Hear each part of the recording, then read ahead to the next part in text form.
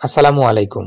২-৩ দিন ধরে চলছে লাগাতার ঝুম বৃষ্টি। নিচু জমিগুলোর ধান একটু দেরিতেই হয়, তাই এগুলোর করুণ দশা। পুকুরে এখন বিলের নতুন পানি নামতেছে। এ সময় বেশিরভাগ দেশি মাছগুলো ডিমে ভরা। বৃষ্টির পানি নামলেই এরা পুকুর থেকে বের হয়ে বিলে যাওয়ার জন্য পাগল হয়ে যায়। ছোটবেলায় দেখতাম বড়রা এখানে বসে বসে ট্যাংনা, পুঁটি, মাগুর, শৈল, গতা সহ প্রায় সব ধরনের দেশি মাছ ধরতো অনেকটা সহজেই। এই পদ্ধতিটাকে আমরা উজাইয়ের মাছ ধরা বলি। মানে বিলে জমে থাকা বৃষ্টির পানিগুলো রাতে এভাবে পুকুরে ছেড়ে দিতে হয়। উপরে একটা গর্ত থাকে, পানির স্রোতে মাছগুলো উজানের দিকে এসে গর্তে জমা হয়ে গেলে হঠাৎ করে পানি বন্ধ করে দিয়ে সেই মাছগুলোকে ধরার আনন্দই আলাদা। কিন্তু অনেক চেষ্টা করেও বিগত কয়েক বছর থেকে এভাবে মাছ ধরার সেই আনন্দটা পাচ্ছি না, কারণ পুকুরগুলোতে এখন আর আগের মতো দেশি মাছ নাই। তাতে কি বাড়ি থেকে বের হয়ে প্রথম আম গাছটাতে নতুন আম ধরেছে। আমি আগে লক্ষ্য করি নাই এই গাছের আম এত বড় হয়। স্বাদে যেমন হোক, আমের সাইজ দেখেই মন শান্তি আলহামদুলিল্লাহ। সকাল সন্ধ্যা দিন রাত সময় অসময় কিছুই নাই, বৃষ্টি চলছে তো চলছেই সমান তালে। সকালে ছাতা নিয়ে বের হলাম। বিলের নিচু জমির ধান তলিয়ে যাবার সম্ভাবনা দেখে এগুলোকে বৃষ্টিতেই কেটে আনতে হয়েছে।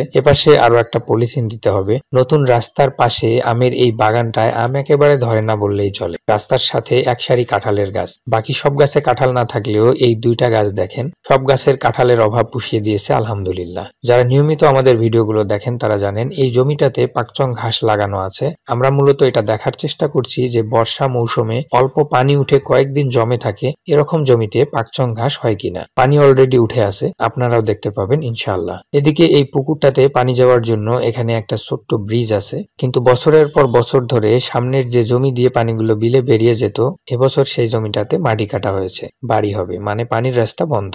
খরা থাকার সময়ে এই ব্রিজ বা পুলের মুখ হালকা বেঁধে রেখেছিলাম, এটাকে এখন পুরোপুরি বন্ধ করে দিতে হবে, না হলে যে কোনো সময় পুকুর ডুবে সব মাছ বের হয়ে যাওয়ার সম্ভাবনা আছে। লাগাতার বৃষ্টি শেষে ঝলমলে রোদের আলো ভালো লাগলেও চারদিকে গাছের ভাঙা ডালপালার বিধ্বংসী চিহ্ন অনেক কাজের কথা স্মরণ করিয়ে দেয়। তার উপর কারেন্ট নাই, কখন আসবে তারও গ্যারান্টি নাই। গরুর জন্য যে খড়গুলো কাটা ছিল ২-৩ দিনের স্টকের মতো, সব শেষ হয়ে গেছে এই কয়েকদিনের বৃষ্টিতেই। তাই কষ্ট হলেও আজ খড় কাটার কাজ হাত দিয়েই সারতে হবে। হাত দিয়ে খড় কাটছি আর ভাবছি যে প্রযুক্তি মানুষের কাজকর্মকে কতটা সহজ করে দিয়েছে। হাত দিয়ে যে খড় কাটতে সময় লাগে ১ ঘন্টার উপরে, সেই একই খড় মেশিনে কাটতে সময় লাগে মাত্র ৫ থেকে ১০ মিনিট। যারা ছোট্ট পরিসরে গরুর খামার করছেন বা করবেন ভাবছেন, এ ধরনের একটা মেশিন রাখার চেষ্টা করবেন, তাহলে আপনার সময় অনেক গুণ বেড়ে যাবে ইনশাআল্লাহ। আসলে তাড়াহুড়া করে কোনো কাজ সঠিকভাবে হয় না, নগদে তার প্রমাণ দেখুন। কয়েকদিনের ঝড় বৃষ্টিতে ওর একটু বেশি অসুবিধা হয়েছে, তাই মন খারাপ। তার উপর ২টা পুকুরে চেষ্টা করেও উজাইয়ের মাছ ধরতে না পারায় বেচারি এখন ভীষণ কষ্টে।